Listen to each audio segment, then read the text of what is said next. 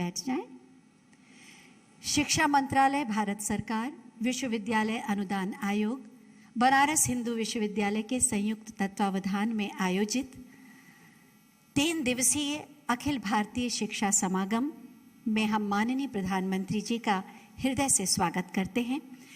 राष्ट्रीय शिक्षा नीति के सफल क्रियान्वयन में उनका मार्गदर्शन हमारा पाथेय बनेगा, इस विश्वास के साथ ही हम माननीय राज्यपाल श्रीमती आनंदीबेन पटेल जी, माननीय मुख्यमंत्री श्री योगी आदित्यनाथ जी, माननीय केंद्रीय शिक्षा, कौशल विकास एवं उद्यमशीलता मंत्री माननीय श्री धर्मेंद्र प्रधान जी और मंचासीन समस्त अतिथियों का हृदय से स्वागत करते हैं, अभिनंदन करते हैं।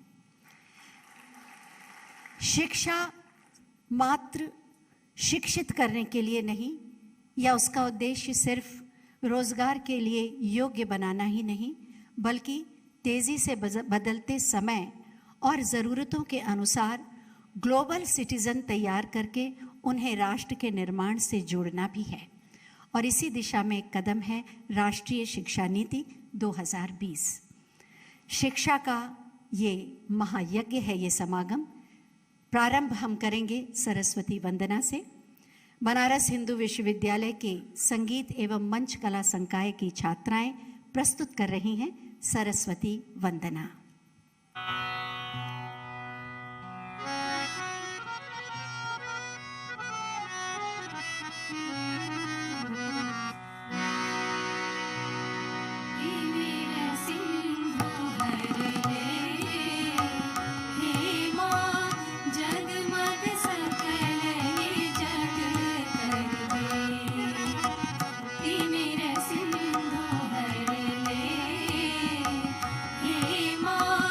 जग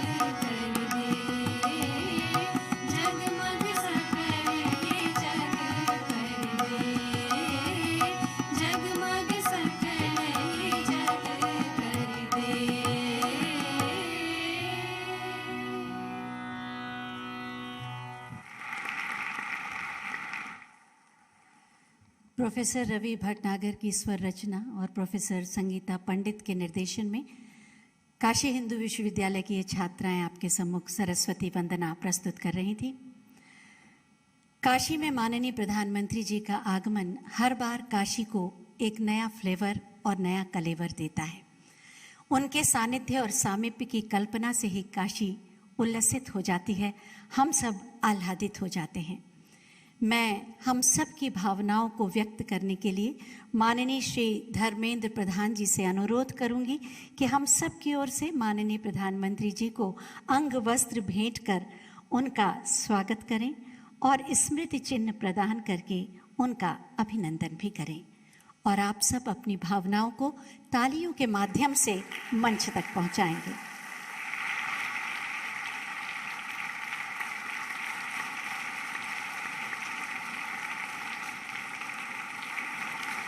एक बार पुनः माननीय प्रधानमंत्री जी की गरिमामयी उपस्थिति को नमन। और अब मैं माननीय श्री धर्मेंद्र प्रधान जी से अनुरोध करूंगी कि वो आज के इस अवसर पर हम सब की ओर से अतिथियों का स्वागत करें और इस महत्वपूर्ण विषय पर अपने विचार भी प्रस्तुत करें।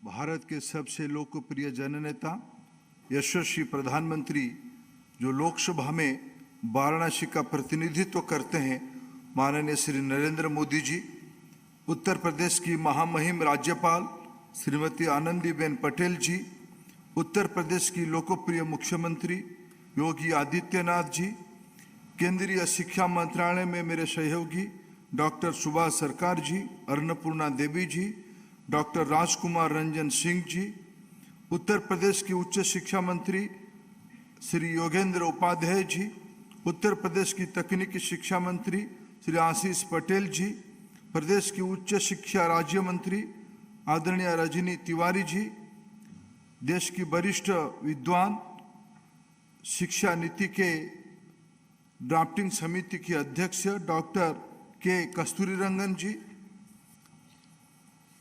देश भर के विश्वविद्यालय और उच्च शिक्षा संस्थानों के कुलपति और निर्देशक समूह, प्राध्यापक समूह, विद्वानगण, शिक्षाविद, आमंत्रित अतिथिगण एवं मीडिया के मित्र, ऐतिहासिक शहर काशी में शिक्षा जगत के इस भव्य सम्मेलन में आप सभी का स्वागत करना मेरे लिए सम्मान और सौभाग्य की बात है। इसीलिए मैं इस शाश्वत शहर के आराध्य काशी विश्वनाथ की चरण में विनम्र प्रणाम करते हुए अपनी बात आरंभ करता हूँ। यह सबसे पुरानी जीवंत शहर है जो प्राचीन काल से ही ज्ञान एवं सिखाने का विश्व विख्यात केंद्र रहा है। हमारे देश के युवाओं के भविष्य और उच्च शिक्षा पर विमर्श के लिए वाराणसी सबसे बेहतरीन स्थान है, क्योंकि यहाँ के कण कण में हमारी प्राचीन धरोहर, संस्कृति एवं ज्ञान राशि समाहित है। राष्ट्रीय शिक्षा नीति 2020 एक दार्शनिक दस्तावेज, एक फिलोसॉफिकल डॉक्यूमेंट है।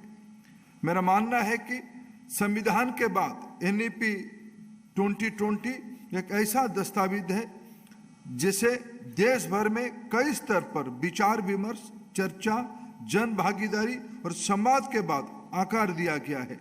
संविधान के समान ही NEP 2020 हमारी देश की दुविधा और संदेह से बाहर निकालने का विचार, आत्मा, बुद्धि और कार्य में भारतीय होने का गहन गर्व पैदा करता है। NEP की घोषणा के बाद से ही हम उसी के क्रियान्वयन के लिए हर कदम पर माननीय प्रधानमंत्री जी का मार्गदर्शन मिलते रहा है और आज हम सभी का एक बार फिर माननीय प्रधानमंत्री जी का सानिध्य, उनके आशीर्वाद, स्नेह एवं मार्गदर्शन का सौभाग्य प्राप्त होगा। माननीय प्रधानमंत्री जी, आपकी गरिमामय उपस्थिति ने हम सभी में नई ऊर्जा और प्रेरणा का संचार किया है। पूरा देश शिक्षा जगत की ओर से आपका हार्दिक अभिनंदन और स्वागत करता हूं। पिछले महीने माननीय प्रधानमंत्री जी के नेतृत्व में राज्य के मुख्य सचिवों ने देश भर में NEP की क्रियान्वयन की गति देने के बारे में विचार विमर्श किया था। इसी विचार विमर्श को अगले चरण की रूप देने में हम सब अखिल भारतीय शिक्षा समागम के लिए एकत्रित हुए हैं। इस 3 दिनों में आप सभी को कुछ विषय पे गहन विचार विमर्श करने के लिए अनुरोध करता हूं कि हम अपने समय की जरूरत के अनुसार अपने छात्रों के सही मायने में ज्ञान और कौशल्य दे रहे हैं। क्या हमारी पाठ्यक्रम हमारे युवाओं की आकांक्षा को अनुरूप है? क्या हमें अपनी कैरिकुलम, कोर्स और उच्च शिक्षा, कौशल तथा अनुसंधान के प्रति दृष्टिकोण में व्यापक परिवर्तन की आवश्यकता है?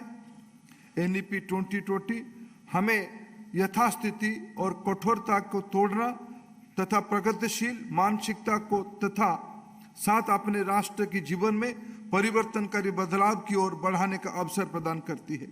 हमारे देश में 15 से 25 आयु वर्ग में दुनिया की सबसे बड़ी युवा आबादी है, यानी लगभग 25 करोड़ आबादी है। यह डेमोग्राफिक डिविडेंड हमारे पास ज्यादा समय नहीं रहेगा, हमारे पास 25 साल ही रहेगा, जिसे हमें अमृत काल भी कहते हैं। यह सुनिश्चित करने के लिए हम सब युवा की ऊर्जा, क्षमता और पूरी तरह से उपयोग कैसे करें और ज्ञान तथा शिक्षा के क्षेत्र में पूरी दुनिया का नेतृत्व करें, यही एनईपी 2020 की दिशा दर्शन है। विश्वविद्यालय और उच्च शिक्षा संस्थान ने केवल विद्यार्थी और शिक्षकों के जीवन की बेहतरी बनाने के लिए नहीं है, बल्कि एक राष्ट्र में सभी जीवन के कल्याण के लिए उद्दिष्ट है।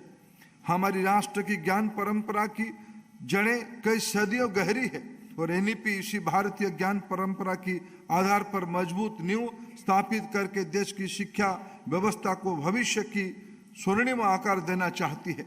21वीं सदी ज्ञान की सदी है। भारत सबसे पुरानी सभ्यताओं में एक है और एक ज्ञान समाज के रूप में उभरती अर्थव्यवस्था को समृद्ध भविष्य की ओर ले जाने में कैप्टन बनना स्वाभाविक है।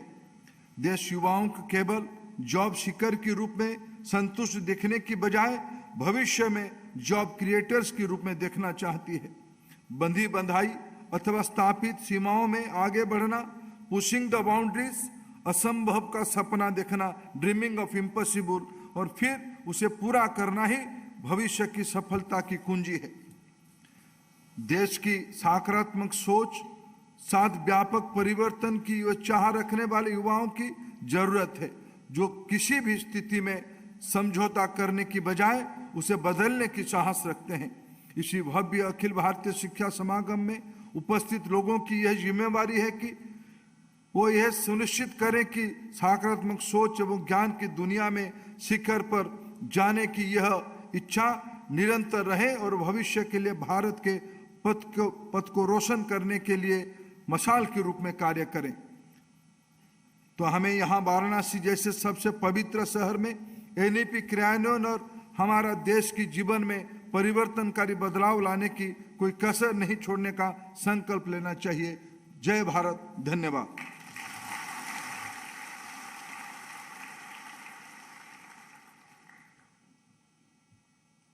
बहुत बहुत धन्यवाद माननीय।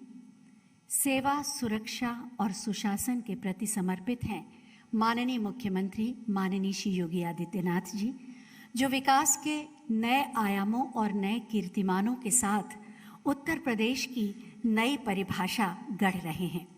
सौभाग्य है हमारा कि इस महत्वपूर्ण समागम के आयोजन का सौभाग्य उत्तर प्रदेश को, हमारी काशी को मिला।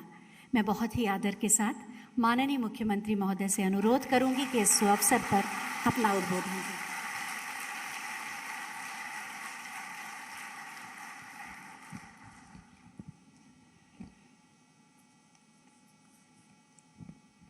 आदरणीय प्रधानमंत्री जी, प्रदेश की माननीय राज्यपाल श्रीमती आनंदीबेन पटेल जी, केंद्रीय शिक्षा मंत्री माननीय श्री धर्मेंद्र प्रधान जी, केंद्र सरकार के सभी माननीय मंत्रीगण श्री सुभाष सरकार जी, माननीय श्रीमती अन्नपूर्णा देवी जी,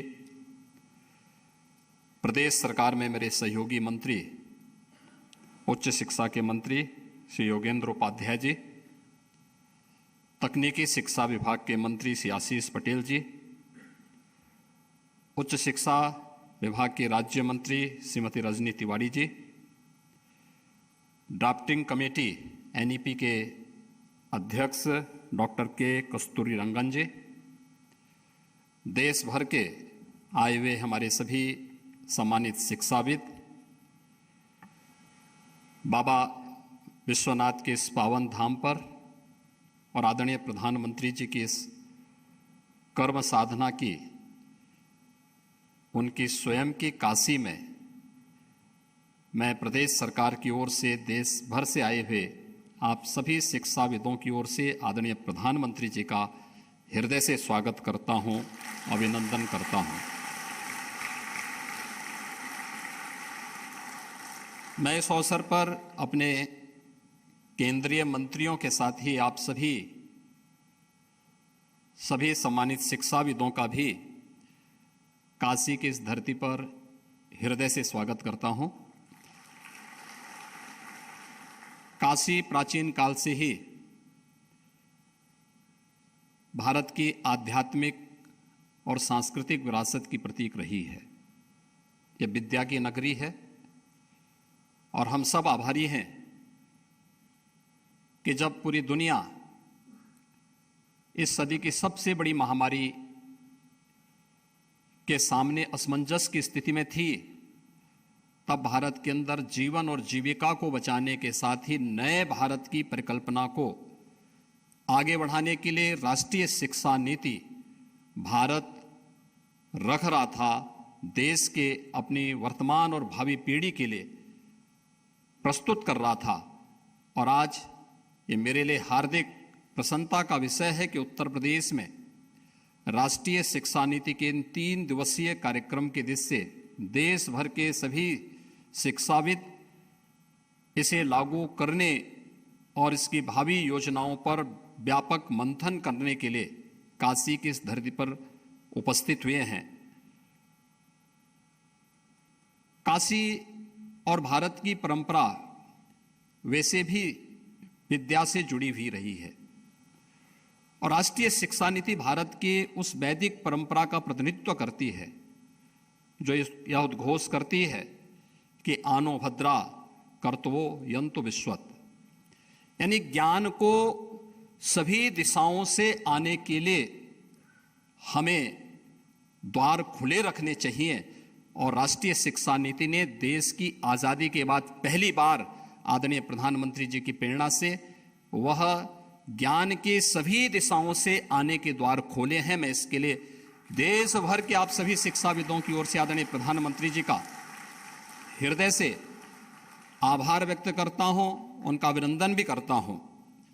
आभार इस बात के लिए भी कि देश भर के शिक्षाविद प्राचीन विद्या की इस नगरी में और पंडित मदन मोहन मालवीय जी की इस काशी में, जहां पर उन्होंने काशी हिंदू विश्वविद्यालय भारत की प्राचीन और अर्वाचीन शिक्षा के एक नए केंद्र के रूप में 1916 में इस काशी में काशी हिंदू विश्वविद्यालय की स्थापना की थी। वहां पर आज शिक्षा मंत्रालय भारत सरकार, विश्वविद्यालय अनुदान आयोग और काशी हिंदू विश्वविद्यालय मिलकर के इस शिक्षा महासमागम के आयोजन के साथ राष्ट्रीय शिक्षा नीति पर व्यापक मंथन के लिए यहां पर बैठे हुए हैं। निश्चित ही मंथन की इस परंपरा से कोई अमृत जरूर निकलेगा और वह द्वार पहले ही, वह रास्ता पहले आदरणीय प्रधानमंत्री जी की प्रेरणा से राष्ट्रीय शिक्षा नीति हम सबको प्रस्तुत कर चुकी है। मैं इस अवसर पर एक बार फिर से आदरणीय प्रधानमंत्री जी का उन्हीं की काशी में इस शिक्षा महासमागम कार्यक्रम के उद्घाटन कार्यक्रम के अवसर पर यहां पर उपस्थित होने के लिए हृदय से स्वागत करता हूं, अभिनंदन करता हूं। उत्तर प्रदेश राष्ट्रीय शिक्षा नीति को स्नातक स्तर पर लागू कर चुका है और उत्तर प्रदेश के अंदर हमारे सभी 30 जो शासकीय विश्वविद्यालय हैं और प्रदेश के सभी 35 निजी क्षेत्र के विश्वविद्यालयों में भी इसे लागू करने के साथ ही तकनीकी शिक्षा, कृषि शिक्षा, स्वास्थ्य शिक्षा और अन्य सभी क्षेत्रों में राष्ट्रीय शिक्षा नीति को प्रभावी ढंग से आगे बढ़ाने के उस कार्यक्रम को उत्तर प्रदेश ने आगे बढ़ाने का कार्य किया है। यह व्यापक संभावना वाला क्षेत्र है और जब देश भर के आप सभी शिक्षाविद यहां पर उपस्थित हुए हैं, मेरा अनुरोध होगा, कुछ चीजों को लेकर के अक्सर हम लोग देखते हैं। एक, हमारे महाविद्यालय विश्वविद्यालयों को, शिक्षा के केंद्रों को स्थानीय परिस्थिति के अनुरूप नवाचार और शोध के लिए अपने आप को तैयार करना होगा। दूसरा, शासन की योजनाओं से अपने आप को वैराग्य भाव रखने की बजाय उन शासन की योजनाओं के साथ जुड़ते हुए छात्र छात्राओं को उन योजनाओं के साथ, अगर हम विश्वविद्यालयों में, शिक्षण संस्थानों में पहले दिन से ही लगना प्रारंभ कर देंगे तो जब वह अपनी डिग्री लेकर के बाहर निकलेगा तो उसके सामने अपने जीवन की अनंत संभावनाओं के द्वार स्वतः खुले हुए दिखाई देंगे। और यह कार्य राष्ट्रीय शिक्षा नीति इस बात की प्रेरणा तो हमें दे ही रही है, लेकिन आप सभी शिक्षाविदों के माध्यम से इसे लागू करने में और मजबूती के साथ एक मदद प्राप्त हो सकती है। मैं एक बार फिर से इस 3 दिवसीय शिक्षा महासमागम कार्यक्रम के लिए अपनी शुभकामनाएं देता हूं। आप सबका हृदय से स्वागत करता हूं और आदरणीय प्रधानमंत्री जी का आभार और अभिनंदन व्यक्त करते हुए वाणी को विराम देता हूं। धन्यवाद। जय हिंद।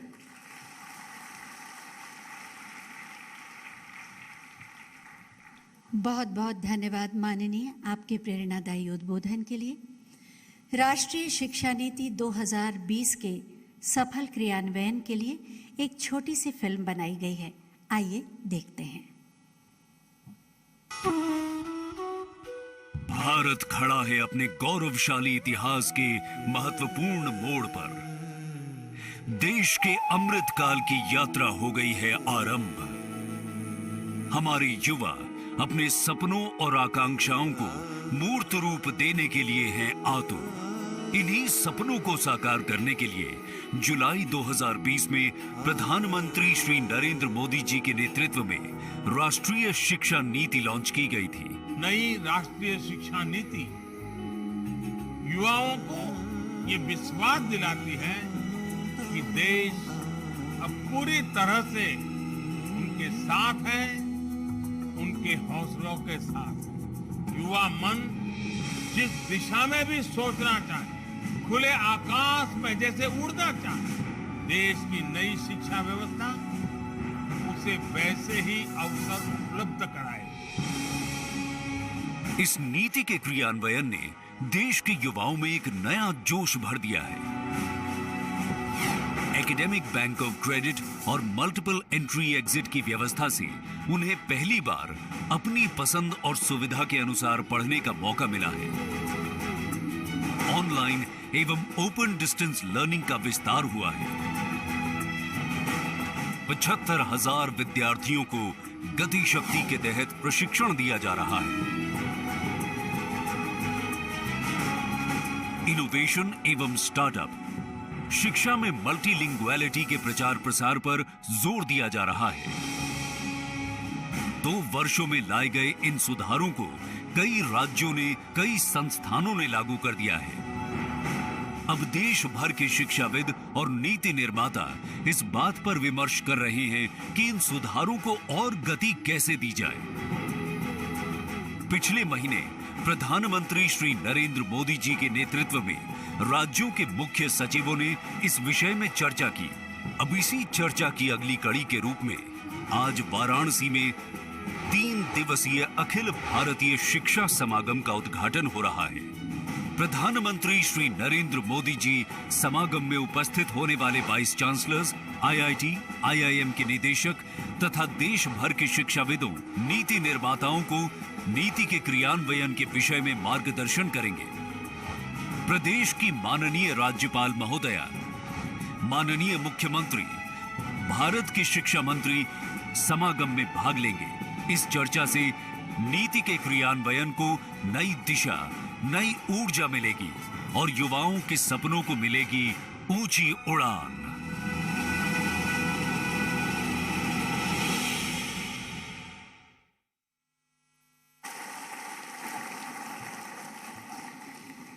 कुछ व्यक्तित्व ऐसे होते हैं जो अपने चरित्र, विचार और जीवन से हमें एक बेहतर इंसान बनने की प्रेरणा तो देते ही हैं, साथ ही राष्ट्र के निर्माण के संस्कार भी देते हैं। मानवीय मूल्यों में विश्वास भी जगाते हैं और अपनी ज़मीन से जुड़कर आसमान को छूने का साहस और बल भी देते हैं।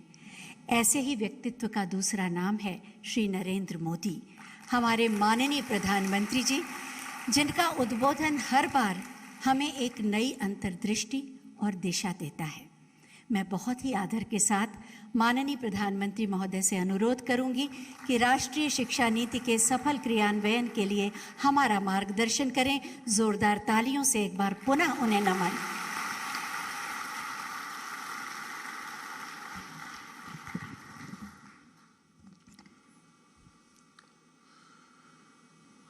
उत्तर प्रदेश के राज्यपाल श्रीमती आनंदीबेन पटेल,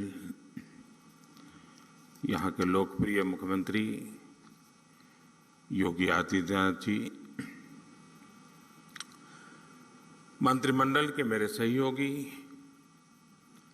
धर्मेंद्र प्रधान जी, राष्ट्रीय शिक्षा नीति की ड्राफ्टिंग कमेटी के चेयरमैन के कस्तूरीरंगन जी, सरकार के अन्य मंत्रीगण, इस सम्मेलन में भाग ले रहे सभी वाइस चांसलर्स, शिक्षा संस्थाओं के निर्देशक, सभी शिक्षकगण, शिक्षाविद, देवी और सज्जनों, अखिल भारतीय शिक्षा समागम का यह आयोजन उस पवित्र धरती पर हो रहा है जहां आजादी से पहले देश की इतनी महत्वपूर्ण यूनिवर्सिटी की स्थापना हुई थी। ये समागम आज एक ऐसे समय हो रहा है जब देश अपनी आजादी का अमृत महोत्सव मना रहा है। अमृत काल में देश के अमृत संकल्पों को पूरा करने की बड़ी जिम्मेदारी हमारी शिक्षा व्यवस्था पर है, हमारी युवा पीढ़ी पर है। हमारे यहाँ उपनिषदों में भी कहा गया है, विद्या अमृतम अश्नुते, अर्थात विद्या ही अमरत्व और अमृत तक ले जाती है। काशी को भी मोक्ष की नगरी इसलिए कहते हैं क्योंकि हमारे यहाँ मुक्ति का एकमात्र मार्ग ज्ञान को, विद्या को ही माना गया है। और इसलिए शिक्षा और शोध का, विद्या और बोध का इतना बड़ा मंथन जब सर्व विद्या के प्रमुख केंद्र काशी में होगा तो इससे निकलने वाला अमृत अवश्य देश को नई दिशा देगा।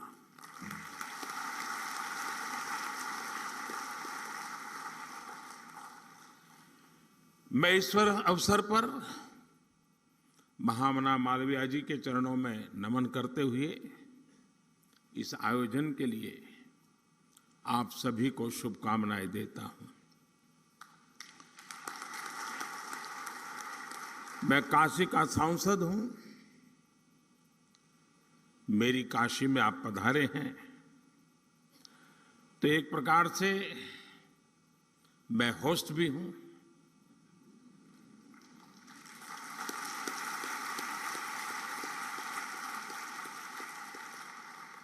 आप इन सब के साथ साथ मेरे भी मेहमान हैं।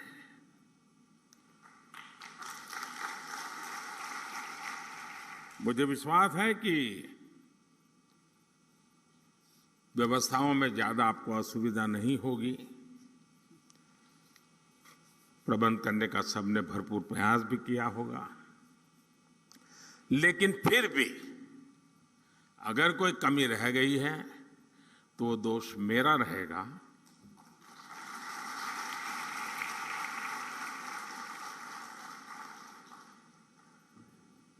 और एक होस्ट के नाते कोई भी आपको असुविधा हो जाए तो उसकी क्षमा मैं पहले से मांग लेता हूं।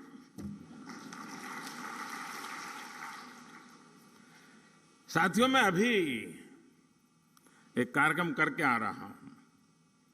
यहां मध्याह्न भोजन के लिए एक सेंट्रलाइज्ड किचन का काम था, लेकिन वहां मुझे मेरी काशी की सरकारी स्कूल के 10-12 साल की उम्र के बच्चों के साथ गप्पे गोष्ठी करने का अवसर मिला।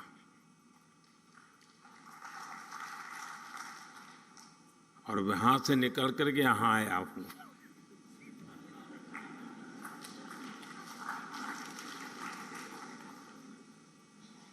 और मैं उनसे सुन करके आया हूं और आपको सुनाने आया हूं।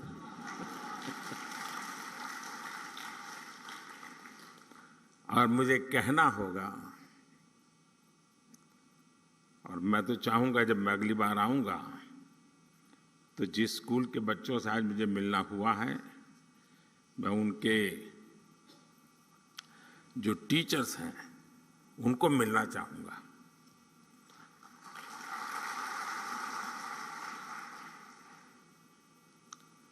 आप कल्पना कर सकते हैं कि ऐसा विचार मुझे क्यों आया होगा। मेरे मन पर इतना प्रभाव पैदा हुआ, 10-15 मिनट का ही वो अवसर था मेरे पास, लेकिन जो प्रतिभा उन बच्चों में थी, जो टैलेंट थी, जो कॉन्फिडेंस था और जो विविधता थी, और वो भी एक सरकारी स्कूल के हमारे सामान्य परिवार के बच्चों की।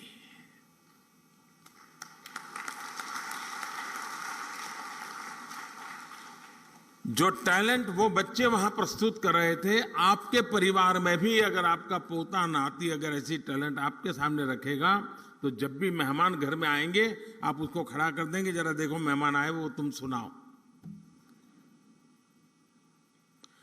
मेरा कहने का तात्पर्य है कि वर्तमान पीढ़ी का ये सामर्थ्य, उनकी क्षमता, जब वो आप जहां है वहां पहुंचेंगे, पद पे नहीं, उस इंस्टीट्यूट में, आप तो नहीं होंगे, आप ऐसे इंस्टीट्यूट बना के जाएंगे कि इस प्रतिभा के बच्चे आने वाले दिनों में आने वाले हैं, उनको वहां कमी नजर ना आए। ये काम सबसे बड़ा आपके जिम्मे है।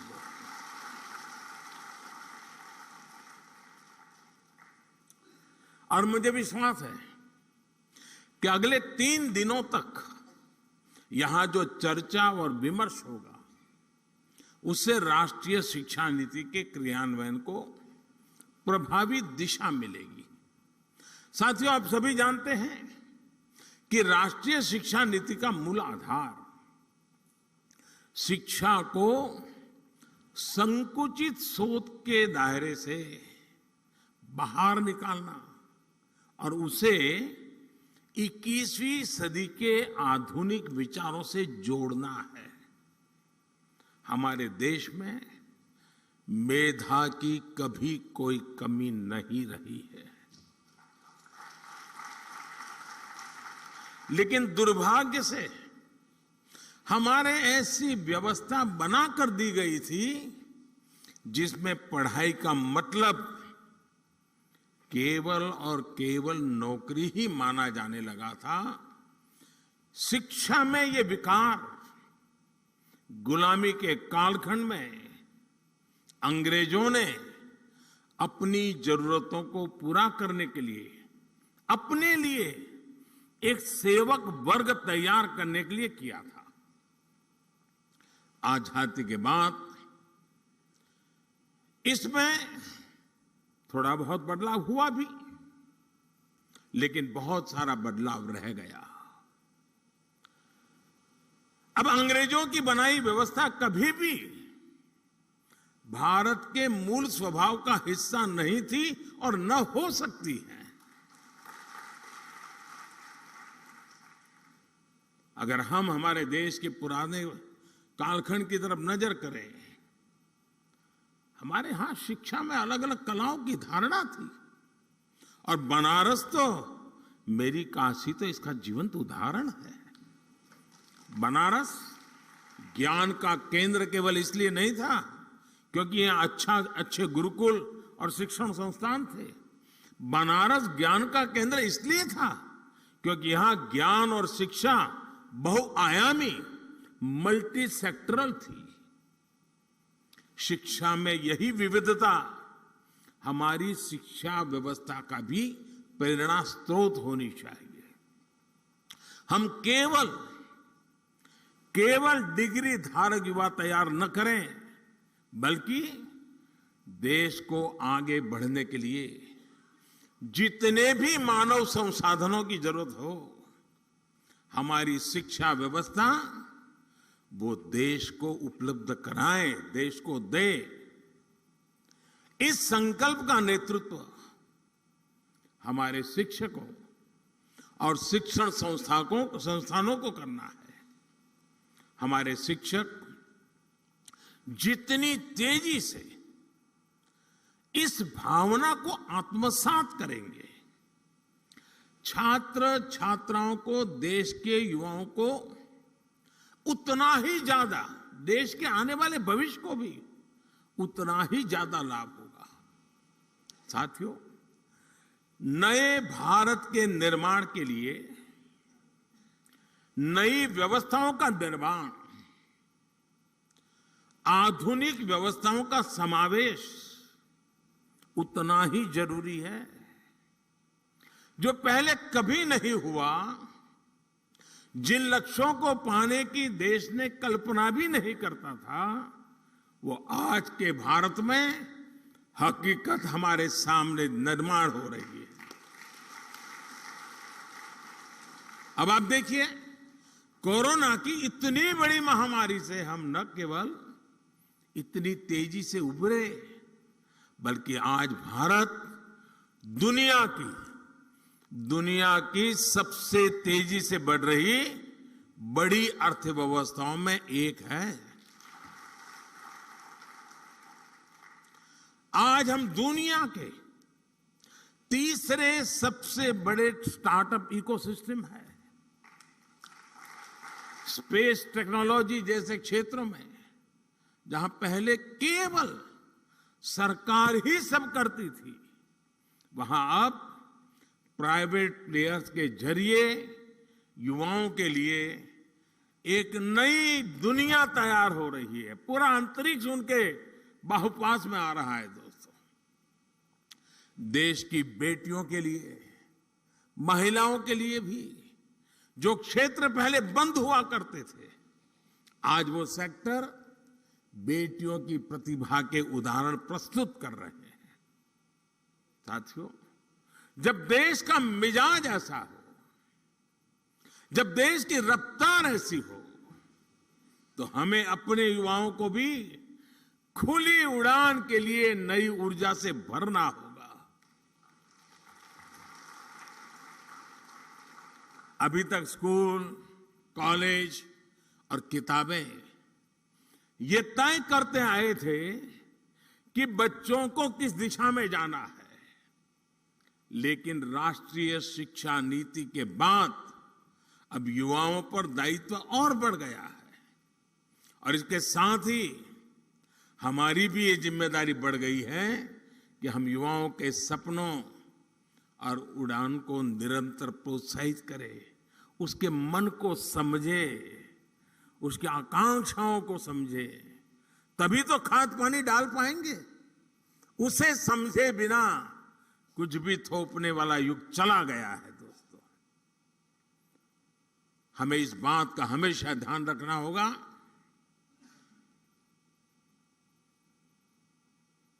हमें वैसा ही शिक्षण, वैसी ही संस्थानों की व्यवस्थाएं, वैसा ही ह्यूमन रिसोर्स डेवलपमेंट का हमारा मिजाज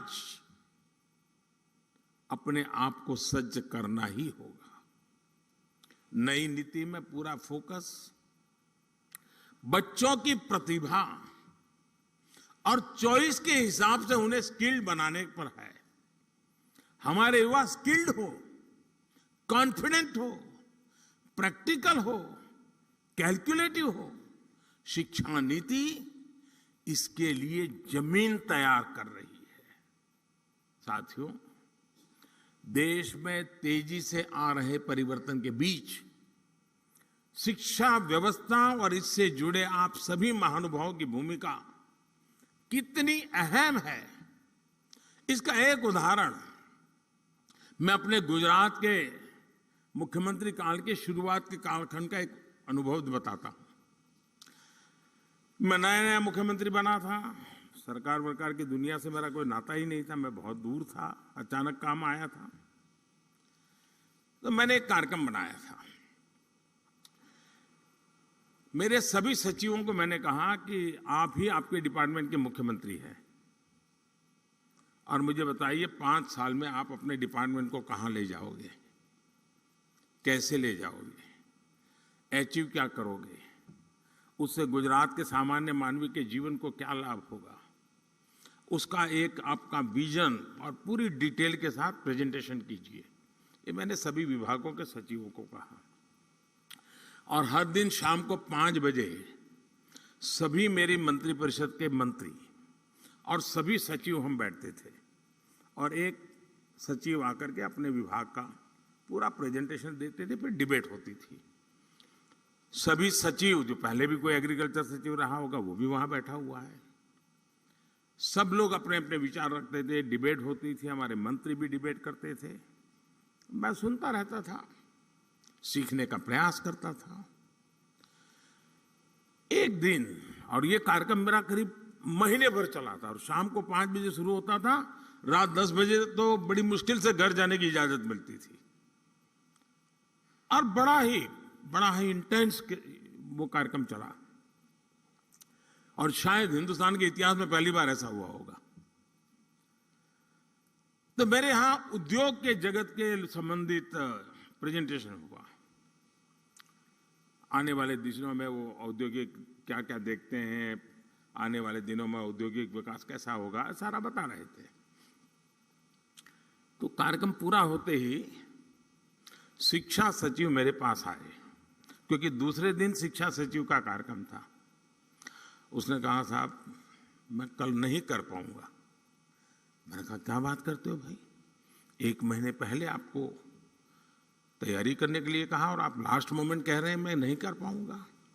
उन्होंने कहा, तैयार तो है, मैं कर सकता हूं, लेकिन आज जो मैंने औद्योगिक विकास का जो प्रेजेंटेशन देखा उसको देख करके मुझे लगता है कि हमारा उनका कोई मेल ही नहीं है।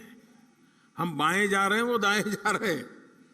तो मैं इसकी लाइट में मेरे जो प्रेजेंटेशन है उसको मॉडिफाई करने के लिए मुझे समय चाहिए, तब जाकर के हम एक इंक्लूसिव ग्रोथ की दिशा में साथ मिलकर के शिक्षा हो इंडस्ट्री चल सकते हैं। हमें भी अब तो पूरी दुनिया का पता होना चाहिए, हर यूनिवर्सिटी में काम होना चाहिए कि दुनिया आगे किस तरफ जा रही है, कैसे जा रही है, उसमें हमारा देश कहां है, उसमें हमारे युवा कहां है। आने वाले 15-20 साल उन बच्चों के हाथ में भारत होने वाला है, उनको मैं कैसे तैयार कर रहा हूं, ये हमारा बहुत बड़ा दायित्व है दोस्तों। और इसी तर्ज पर हमारे सभी शिक्षण संस्थानों को भी खुद से पूछने की जरूरत है कि क्या हम फ्यूचर रेडी हैं। मैं आज दिन बिता रहा हूं, एग्जाम ले रहा हूं, कॉन्वोकेशन कर रहा हूं, क्या यही मैं जिस पद पर हूं वही काम है? क्या मेरा काम यह है कि मैं ऐसी संस्थान खड़ी करके जाऊंगा कि आज जो बच्चा मेरे स्कूल कॉलेज में आएगा, आजादी के जब 100 साल होंगे, जब वो बहुत बड़ी महत्वपूर्ण भूमिका निभाता होगा, तब मेरा देश वहां पहुंचेगा। मैं वो व्यवस्था आज पैदा करके जाऊंगा। आप सबको वर्तमान को संभालना है, आपके पहले जो करके गए हैं उसको आगे बढ़ाना है, लेकिन आज जो काम कर रहे हैं उनको फ्यूचर के लिए ही सोचना होगा और व्यवस्थाएं फ्यूचर के लिए विकसित करनी होगी। और क्योंकि आज बच्चों की जिज्ञासा ऐसी होती है जिनके उत्तर, अभी मैंने कहा, मैं जिन बच्चों को मिलकर आया हूं, आपको भी घर में पता चलता होगा, छोटे छोटे आपके पोते पोती भी आपको सवाल पूछते होंगे, आपके नन्हे मन्ने बेटे अगर सवाल पूछते होंगे, आपको सोचना पड़ता होगा, अरे भाई ये कहां सर खा रहा है। वो सर नहीं खा रहा है, और का सर उसको जवाब नहीं दे पा रहा है। दोस्तों, वो सामर्थ्य है। आपके हर किसी के घर में ये अनुभव आया होगा जी। आज की पीढ़ी जिन बातों को लेकर के आती है, वो तो गूगल पर 10 चीजें सवाल पूछते, बोले आप क्या कह रहे हो, गूगल तो ये कह रहा है, आपको काउंटर करता है बच्चा। अब ये बच्चे आपकी यूनिवर्सिटी में 10 साल के बाद आएंगे, तब क्या हाल होगा आपका। हमें अभी से तैयार करना होगा अपने आप को। आप घर में भी उसके अपने बच्चों के साथ मिसमैच अनुभव कर रहे हैं। जब स्कूल कॉलेज के कैंपस के अंदर बहुत बड़ी मात्रा में युवा पीढ़ी होगी, इस प्रकार से नई सोच के साथ आई होगी, और हम वहां उसके योग्य नहीं होंगे, तो उनके साथ कितना बड़ा गहरा अन्याय हो जाएगा दोस्तों। और इसलिए आवश्यक है कि हम भविष्य को जाने, समझे, व्यवस्थाओं को विकसित करें। मैं अभी कुछ दिन पहले डिजिटल इंडिया अभियान के तहत गांधीनगर में एक एग्जीबिशन देखने गया था। वहां सरकारी स्कूल के बच्चे थे, 12वीं 10वीं या 11th के बच्चे थे। वहां बच्चों ने जो प्रोजेक्ट तैयार किए थे, जो आइडियाज रखे थे, मैं बहुत उसको समझने की, देखने का प्रयास कर रहा था, और मैं प्रभावित हुआ था इन बच्चों के काम से। रिसर्च का ऐसा पोटेंशियल, कम उम्र में ऐसे ऐसे इनोवेशन वाली बातें सुनकर मैं दंग रह गया। वहां कई बच्चे बायोटेक और जेनेटिक्स में इंटरेस्टेड थे। उनकी क्लास में जब साइंस के फंडामेंटल्स पढ़ाए जा रहे हैं, तब वो जीन मैपिंग, एफिनिटी क्रोमेटोग्राफी और जेनेटिक लाइब्रेरी बेस्ड टूल्स की बात कर रहे थे। अब कितना बड़ा अंतर है, आप कल्पना करिए। मैं उनके काम को देखकर सोच रहा था कि जब ये हायर एजुकेशन में पहुंचेंगे, तो हमारे इंस्टीट्यूशन इनकी आधुनिक सोच के मुताबिक तैयार होंगे क्या। अगर हम इन बच्चों के लिए उनके हायर एजुकेशन में पहुंचने का इंतजार करेंगे, तब तक दुनिया बहुत आगे निकल जाएगी दोस्तों। इसलिए हमें ये अभी से सोचना होगा कि जिस उम्र में भी बच्चों के मन में मोटिवेशन है, उसी उम्र में उन्हें गाइडेंस और रिसोर्स मिले, इसका प्रबंध हमने सोचना पड़ेगा। हमें अपने संस्थान में ऐसी व्यवस्था तैयार करने पर काम करना चाहिए।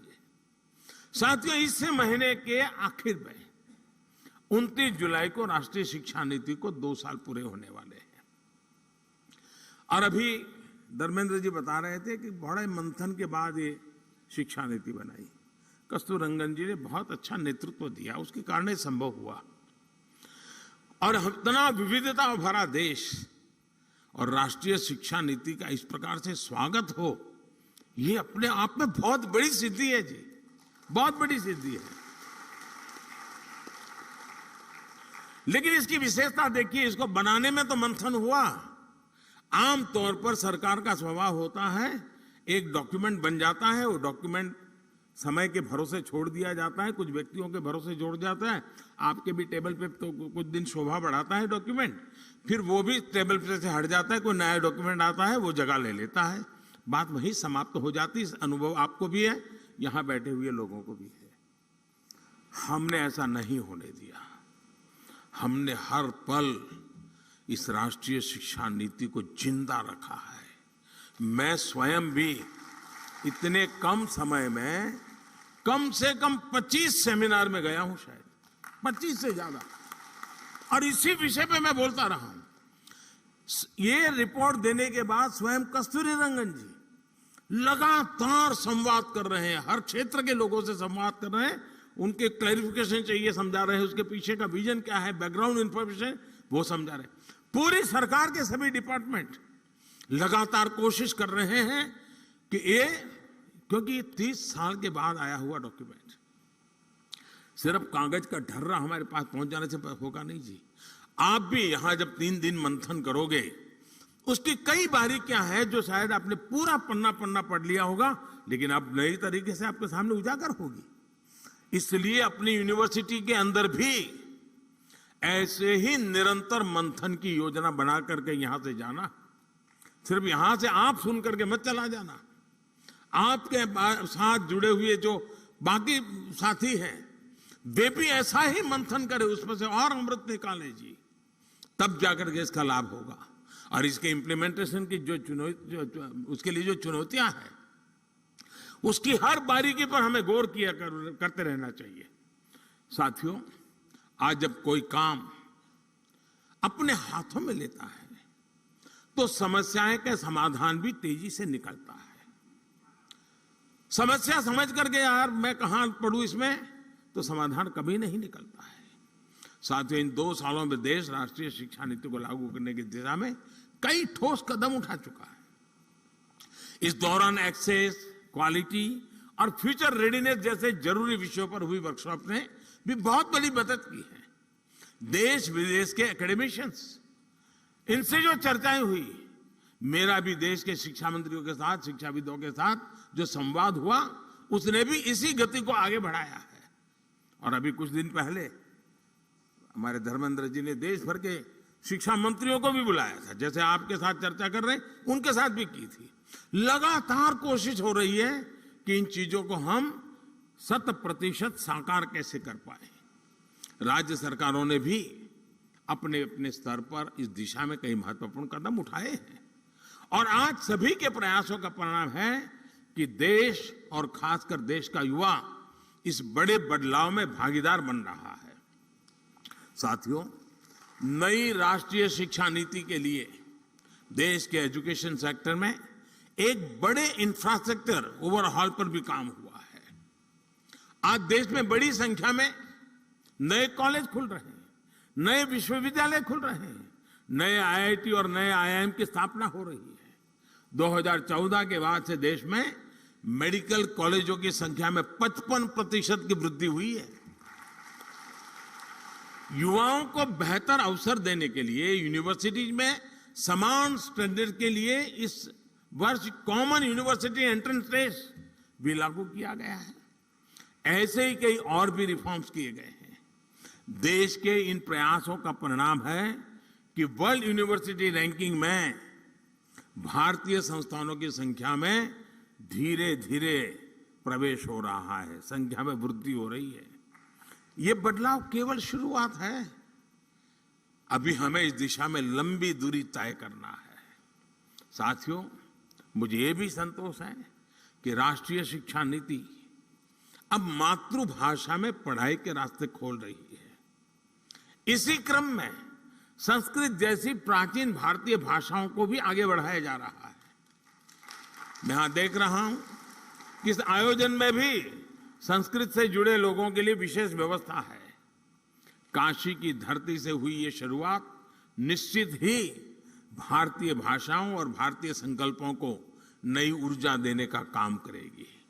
साथियों, मुझे पूरा विश्वास है आने वाले समय में भारत दुनिया में वैश्विक शिक्षा का एक बड़ा केंद्र बनकर उभर सकता है।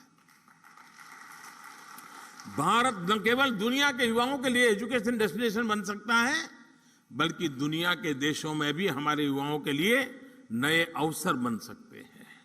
इसके लिए हमें अपने एजुकेशन सिस्टम को इंटरनेशनल स्टैंडर्ड्स पर तैयार करना होगा। इस दिशा में देश लगातार प्रयास भी कर रहा है। हायर एजुकेशन को इंटरनेशनल स्टैंडर्ड के हिसाब से तैयार करने के लिए नए दिशा निर्देश जारी किए गए हैं। करीब 180 उच्च शिक्षा संस्थानों में अंतर्राष्ट्रीय मामलों के लिए विशेष कार्यालय की स्थापना भी की गई है। मैं चाहूंगा कि आप सभी इसी दिशा में न केवल जरूरी विमर्श करें, बल्कि भारत के बाहर की व्यवस्थाओं से भी परिचित होने का प्रयास करें। ये नई व्यवस्थाएं भारत की शिक्षा व्यवस्था को अंतर्राष्ट्रीय अनुभवों से भी जोड़ने में मदद करेगी। साथियों, इन 3 दिनों में आप लोग अलग अलग सेशन में कई महत्वपूर्ण विषयों पर चर्चा करने वाले हैं। मैं चाहूंगा कि आपकी इस चर्चा से देश के लिए अलग अलग क्षेत्रों में नए रास्ते खुले, युवा पीढ़ी का मार्गदर्शन हो। दुनिया के कई देशों ने अलग अलग क्षेत्रों में जो रफ्तार पकड़ी है, उसमें एक बड़ा योगदान वहां की यूनिवर्सिटीज का भी है। यूनिवर्सिटी लगातार सामाजिक, आर्थिक और वैज्ञानिक विषयों पर रिसर्च करती है, सरकार को सुझाव देती है। यही कल्चर, यही कार्य पद्धति हमें अपने यहां भी विकसित करने की जरूरत है। इससे यंग जनरेशन को देश और देश की नीतियों की समझ आती है और वो उसकी संभावनाओं से भी परिचित होते हैं। मेरा हमेशा से मानना रहा है कि देश के युवाओं की इनोवेटिव सोच और नए आइडियाज से नई व्यवस्थाओं को भी ज्यादा से ज्यादा जुड़ना चाहिए। इससे फ्रेश टैलेंट आता है, फ्रेश आइडियाज आते हैं।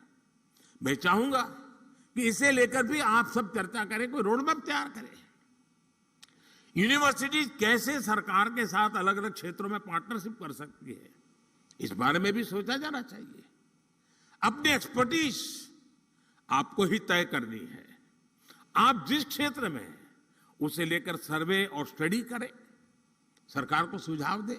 आपकी यूनिवर्सिटी का जो 50-100 किलोमीटर का जो दायरा होगा, वहां की जन सामान्य की समस्याएं क्या है, उसके उपाय क्या है, रिसोर्सेज क्या है, उस रिसोर्सेज के लिए क्या किया जा सकता है, वहां के सामान्य व्यक्तियों की वृत्ति प्रवृत्ति क्या है। आपके स्टूडेंट को एक प्रोजेक्ट मिल जाएगा, स्थानीय रूप से बढ़िया रिपोर्ट बनेगा। सरकार की कोई योजना चलती है तो उसकी अच्छाइयां क्या है, कमियां क्या है, सुधार की संभावनाएं क्या है, बढ़िया रिपोर्ट बन सकता है। ये सारी बातें सरकार के अंदर गंभीरता से कर लिया जाए, बहुत बड़ा परिणाम आता है। मुझे याद है, मैं गुजरात में था तो एक बार सरदार पटेल यूनिवर्सिटी में मेरा कार्यक्रम था। सरदार पटेल यूनिवर्सिटी के लोगों ने रूरल डेवलपमेंट पे काफी रिसर्च करके कुछ किताबें तैयार की थी। उस दिन उन्होंने मुझे गिफ्ट की। मैंने जरा बड़ी बारीकी से उसको देखा, मुझे बड़ा इंटरेस्ट लगा। मैंने डिपार्टमेंट को काम दिया। मैंने कहा, भाई ये जो स्टूडेंट्स ने काम किया है, आप जरा देखिए सरकार जहां जा रही है और ये बच्चे जो कह रहे हैं उसमें कितना अंतर है। और आप हैरान हो जाएंगे, उसमें से बहुत सी चीजें मुझे रूरल डेवलपमेंट के मेरे काम में इतनी मदद आई। विद्यार्थियों ने, टीचर्स ने किया हुआ काम था, जो सरकार में एयर कंडीशन कमरे में बैठ करके निर्णय करना मुश्किल होता है जी।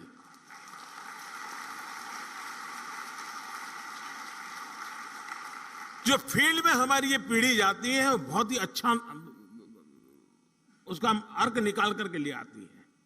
और कुछ चीजों का कल्पना भर का लाभ हुआ हो, ये भी ध्यान में आता है जी। और मुझे विश्वास है हमें अब जैसे हमारे यहाँ एग्रीकल्चर यूनिवर्सिटी है, अब एग्रीकल्चर यूनिवर्सिटी लैब में जो करती है कितना ही अच्छा काम करे, लेकिन उसको सर्टिफिकेट भी मिल जाए, इंटरनेशनल मैगजीन में उसका आर्टिकल भी छप जाए, उसको डिग्री भी मिल जाए, लेकिन वो तो मामला लैब में ही रह जाएगा। हमारे पास लैब टू लैंड का भी तो रोड मैप होना चाहिए ना। जो लैब में है वो लैंड पर भी तो उतरना चाहिए ना। और जैसे लैब टू लैंड होना चाहिए, वैसे ही लैंड पर यूनिवर्सिटी में नहीं गए ऐसे लोगों का अनुभव भी बहुत ज्यादा होता है। और जो लैंड का अनुभव है उसको लैब में भी लाना चाहिए। और लैब में वो कैसे आए, रिसर्च को कैसे एनरिच करे, परंपरागत अनुभव को कैसा करे, ये सोच करके हम कदम उठा नहीं सकते हैं। इसी तरह हमारे यहाँ ट्रेडिशनल मेडिसिन, आयुर्वेद में हमारा ज्ञान, उसको कोई चुनौती तो आप भी नहीं करोगे, मैं भी नहीं करूंगा। लेकिन दुनिया के कई देश हैं जो आज ट्रेडिशनल मेडिसिन में हमसे आगे निकल रहे हैं जी। ऐसा इसलिए क्योंकि आज के समय में परिणाम और प्रमाण दोनों की जरूरत होती है। हम ये कहें कि भाई मैं ये जड़ी बूटी लेते हुए फायदा होता है, परिणाम मिलता है, लेकिन हम मान के चले और सभी यूनिवर्सिटी के रत्न मेरे कुछ ना यहां से सुन करके जाए तो चलेगा, 2 शब्द मेरे सुन करके चल जाइएगा और उस पर मंथन कीजिएगा। हमें परिणाम तो मिल जाते हैं लेकिन प्रमाण नहीं होते हैं, और इसलिए हमारे पास परिणाम के साथ साथ प्रमाण होने चाहिए। हमारे पास डेटाबेस होना चाहिए, हमारे पास उसका पूरा डिटेल रिकॉर्ड होना चाहिए, कहां से कैसे बदला हुआ है। हम भावनाओं के आधार पर दुनिया नहीं बदल सकते जी, दुनिया के सामने उसे मॉडल के रूप में प्रस्तुत नहीं कर सकते, और इसलिए परिणाम होने के बावजूद भी प्रमाण की आवश्यकता आज के विश्व को बहुत जरूरी है। और इसलिए अब हमारी यूनिवर्सिटीज को जो परिणाम से हम परिचित हैं लेकिन जिसमें प्रमाण का अभाव है, उन प्रमाण की पूर्ति करने के लिए मैकेनिज्म बनाना, व्यवस्थाएं विकसित करना है, परंपराएं विकसित करना, ये आप सब साथियों की मदद के बिना होना नहीं है। एविडेंस बेस्ड ट्रेडिशनल मेडिसिन पर रिसर्च का ये काम भी हमारी यूनिवर्सिटी बहुत अच्छी तरह कर सकती है। साथियों, हमारे देश में डेमोग्राफिक डिविडेंड हमारी बहुत बड़ी ताकत है, चर्चा भी करते हैं, लेकिन क्या कोई यूनिवर्सिटी है जिसने इसका स्टडी किया है कि आखिर ये डेमोग्राफिक डिविडेंड है क्या? क्या दुनिया में जब डेमोग्राफिक डिविडेंड का अवसर आया था तब उस दुनिया के उस देश ने किस प्रकार के कदम उठाए थे, वहां की यूनिवर्सिटी कैसे व्यवहार करती थी और उसका बेनिफिट कैसे लिया? बहुत बार हमको कहते हैं, दोहराते हैं, लेकिन डेमोग्राफिक डिविडेंड की संभावनाओं पर हम क्यों न काम करें? उस सामर्थ्य का उपयोग हम आने वाले 20, 25, 30 साल के लिए देश को कैसे दे सके? ऐसे ही हम देखते हैं, अब दुनिया के देशों की स्थिति देखिए। समृद्ध से समृद्ध देश भी इस बात से परेशान है कि वहां लोगों की आयु बहुत बढ़ रही है, एजिंग प्रॉब्लम है, और युवा पीढ़ी न के बराबर हो रही है। बहुत बड़ा बल्क बुजुर्गों का है, उनको जो दुनिया चलानी है उसको चला नहीं पाते हैं। अब ये चक्र ऐसा है, हर एक को आना ही आना है। आज हमारा देश युवा है, कभी हमारा देश भी ऐसा ही होगा जिसमें युवा कम होंगे, वृद्ध ज्यादा होंगे। वो दिन आने वाले हैं। क्या दुनिया में अभी से कोई है जो इस प्रकार के वृद्धत्व के कारण उस देश की जो स्थितियां बनी है उसके सॉल्यूशन के लिए उन्होंने रास्ते क्या खोजे हैं? यूथ का अभाव में वो समस्याओं का समाधान कैसे कर रहे हैं? कौन सा ऐसा मैकेनिज्म बनाया है कि चीजें बड़ी स्मूथली आगे बढ़ रही है? ये सारे सोचने का काम मेरी यूनिवर्सिटीज का सहज स्वभाव होना चाहिए। यूनिवर्सिटीज में आपके लिए अभी से मैं मानता हूं रिसर्च और काम करने का अच्छा स्कोप होता है, और इसके कारण जिन बच्चों को ये प्रोजेक्ट देते हैं उनका एक विजन बनता है, उनको भी नई चीजें समझने का अवसर मिलता है। अब क्लाइमेट चेंज की इतनी बड़ी चर्चा हो रही है, क्लाइमेट के फील्ड में भी हमारे लोग अगर काम करें तो असीमित संभावना है हमारे पास। अब हमने देश में एक योजना बनाई है CDRI की। क्लाइमेट की स्थिति में हमारा इंफ्रास्ट्रक्चर ऐसा होना चाहिए कि जो उसका सामना कर सके, रेजिलिएंट होना चाहिए। अब उस पर हमारे रिसर्च किए बिना हम कैसे करेंगे जी? पहले के जमाने में जो चीजें बनाते थे तब न इतनी बाढ़ आती थी, न इतनी वर्षा होती थी, कुदरत हमारे साथ चलती थी, हम कुदरत के साथ चलते थे। अब वो हमसे उल्टा चल रही है, हम उससे उल्टा चल रहे हैं, और इसलिए हमें इस नए संकट के सामने जीना कैसे, उसको सीखने के लिए व्यवस्था करनी चाहिए। आज सारी दुनिया सोलर पावर की तरफ बढ़ रही है। भारत भाग्यवान है कि उसके पास तपता हुआ सूरज है। उस तपते हुआ सूरज की मालिकी हम कैसे उपयोग करेंगे? उसके सामर्थ्य को हम हमारे जीवन व्यवस्था का हिस्सा कैसे बनाएं? सोलर पावर को हमारे यहां इतना महत्व दिया गया है, सरकार की नीतियों में दिया गया है, लेकिन हम रिसर्च के द्वारा, नए नए अनुसंधान के द्वारा, आज नए युग के हिसाब से नए वैज्ञानिक संसाधनों के साथ इस ऊर्जा को इस्तेमाल करने के लिए हमें काफी काम करने की जरूरत लगती है। उसी तरह साथियों, स्वच्छ भारत अभियान हर व्यक्ति के दिल में ये बात अब घर कर गई, हाँ भाई स्वच्छ भारत के विषय में कोई कॉम्प्रोमाइज नहीं होना चाहिए। लेकिन बात वहां से बनती नहीं है। जब तक हम वेस्ट टू वेल्थ की तरफ की योजनाएं नहीं बनाते हैं, ये जो कूड़ा कचरा निकलता है उसका सर्कुलर इकोनॉमी क्या हो सकती है, उसका बेस्ट प्रोडक्ट क्या हो सकता है, ये तो यूनिवर्सिटी रिसर्च करके दे सकती है जी। हमारे नए नए लोग होते हैं, प्रयोग करके दे सकते हैं।